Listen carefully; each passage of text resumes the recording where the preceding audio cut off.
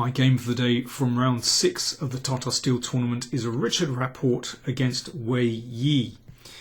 Rapport opened with e4, and if you remember, Magnus Carlsen played bishop c4 in this position. But Rapport took on Wei Yi's favourite Petrov. Well, this is a tough opening to crack, and the Chinese players have made this a real speciality.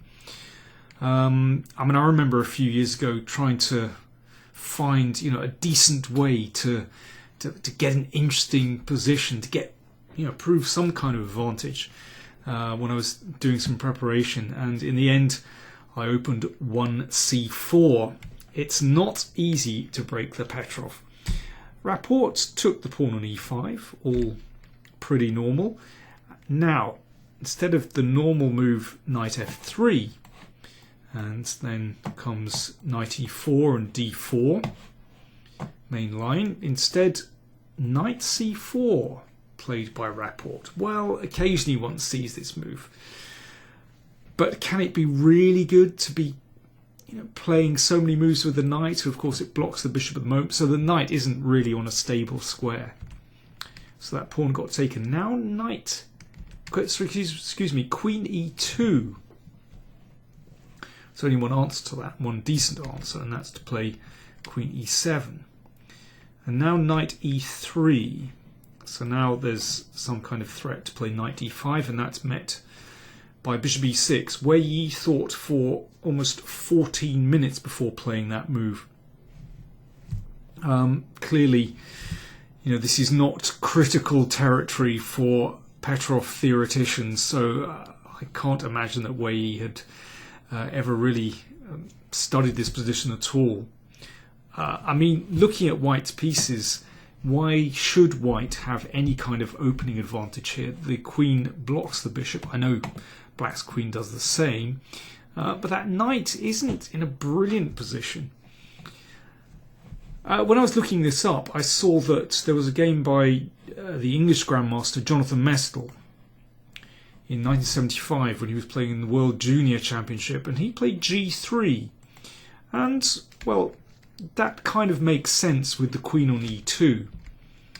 And then he played in a very English way f4, and the game started to explode. But, okay, I could imagine Rapport playing in this way, actually, and he did something a little bit similar.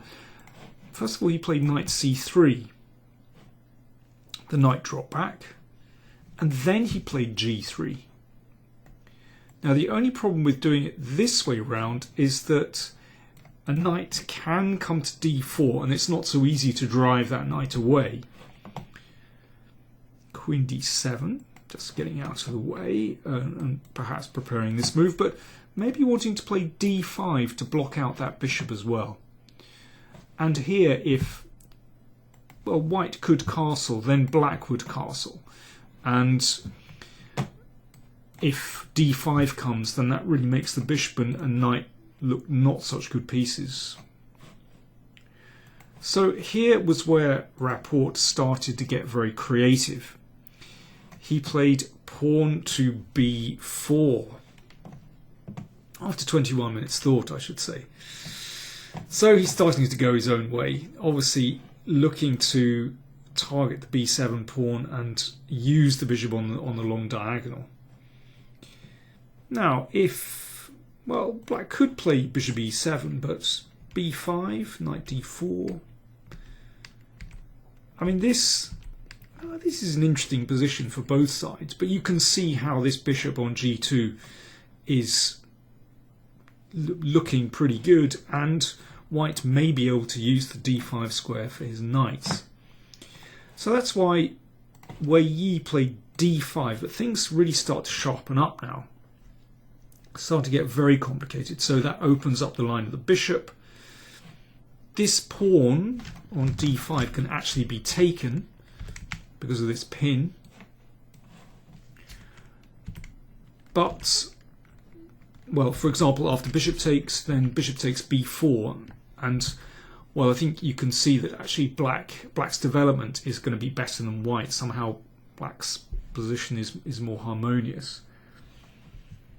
And if knight takes d5, then this starts to become rather uncomfortable for white. We take here, and positionally black is doing very well indeed with this isolated pawn and this pawn out on a limb. So d5, I think, a very good move from Wei Yi. Rapport pushed on. That brought the knight into the middle, and the queen came to this rather odd square d3. Of course, it's maintaining protection over the pawn on b5. But somehow the queen does look very strange here. You can imagine it's vulnerable to attack somehow. It feels like it's the wrong side of these pawns. And c5 maintained the knight on this strong square. Now, of course, this could be taken. En passant, black recaptures. There's a threat to play d4. So let's say knight takes. So white is a pawn up for the moment, but it's clear that black has very good compensation. Knight is threatened, white isn't castled yet. Black is going to have very free development. So after c5, instead of capturing here, Rapport just castled kingside. It's a very ambitious move because, as I said, somehow black's central position looks very imposing, cutting out white's minor pieces, and the queen looks odd on d3. But it's very complicated. I mean, here I thought, well, if white is going to make something of this, then maybe just bishop b2.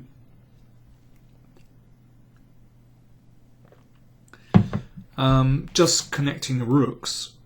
Rapport played rook e1. Okay, perhaps nice to have the rook on the open file, but not doing anything particular. I mean, it just seemed to me that bishop b2 could be more useful. And now the game becomes even more complicated with h5. This is very direct stuff. So wanting to push forward, and you never know, later on there could be a chance to attack on the h file. But Rapport, after just 1 minute, blocked this out. Now black could prepare g5 with rook g8, but instead, after 15 minutes, thought Wei Yi just played g5 anyway. I mean, this is pretty crazy. b6 was thrown in. Now, if that's taken, then, well, white has something to work on the b file. So a6 closed things. Okay, reasonable, but if white can get a hit against the king, that could be pretty good. And Rapport just took on g5. Now, can black's attack be so dangerous when there's a bishop on g2 defending everything? Seems strange. Knight g4, where Yi just carried on as if nothing had happened. And knight c takes d5. At this moment, I just thought Wei Yi's attack looked really weak, actually. And I mean, this is a big moment in the game. Rapport, after just 1 minute's thought, spun the knight into c7, which does look incredibly dangerous. But knight takes doesn't look bad. If bishop takes, then just bishop b2. Let's try and eliminate this knight. I mean, the attack certainly looks like nothing on the king side. Or bishop takes knight. Knight f6. Now there's a forcing sequence. There's a fork as well. That's forced taking. You take here. That's forced. You need to do something. If king takes bishop, then knight takes rook, forks here. So white has to take. And now we're going to transpose it into a position where white has an endgame advantage. So, okay, bishop b2 hits the rook. This is a very long forcing sequence.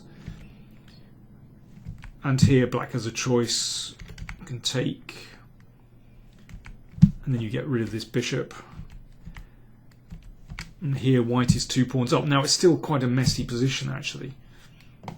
I mean, there are other ways that black can play as well, but basically knight takes g4 in this position looks like the best move, but complicated. But this was extraordinary that Rapport, who wasn't so short of time, just threw this into c7 so quickly. He was obviously very confident. Wei Yi thought for 1 minute and played h3, which provoked white into taking on b7. In fact, well, it seems as though white is still okay if you take on g4 and then take this off. Well, again, there's a long forcing sequence. I mean, this is a mad variation, but lots of pieces are beginning to be traded off. And finally, this reaches an endgame where white has queen and 3 pawns against queen and bishop. It should be about equal. Should be a draw.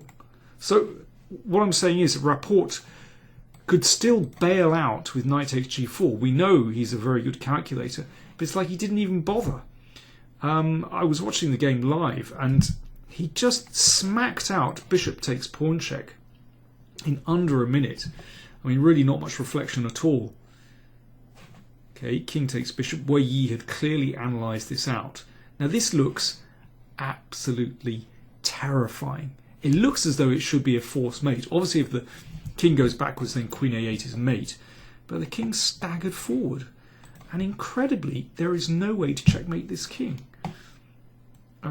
If queen a4 check, the king can just move to d6. Well, something similar happens in the game. So knight takes g4. Played after 10 seconds by Rapport. And now he started to think and started to realise, okay, matters aren't so clear.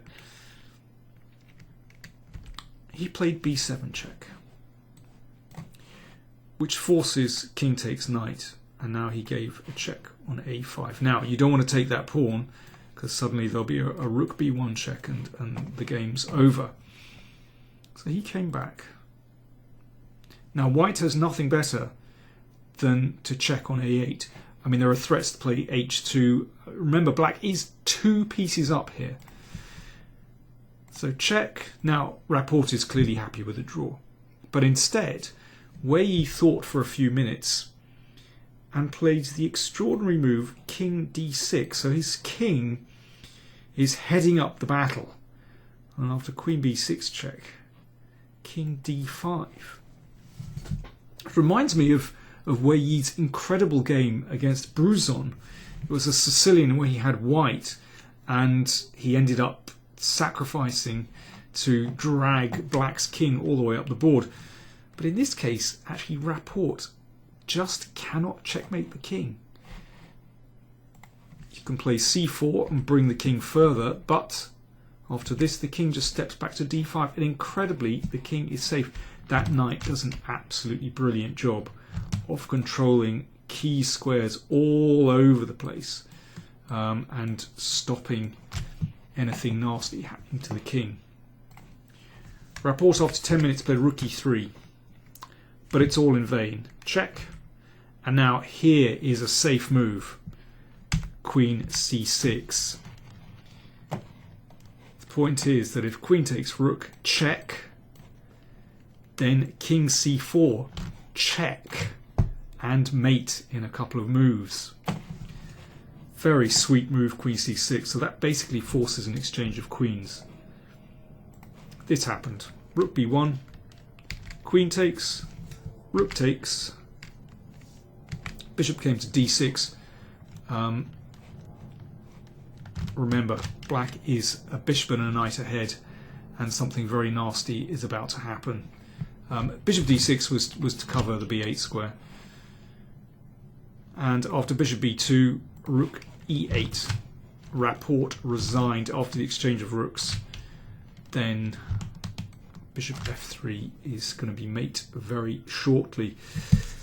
Well, it looked as though Richard Rapport was going to break through and win an absolutely brilliant game there, but I'm afraid he went from magic to tragic very quickly. But what courageous play from the Chinese player.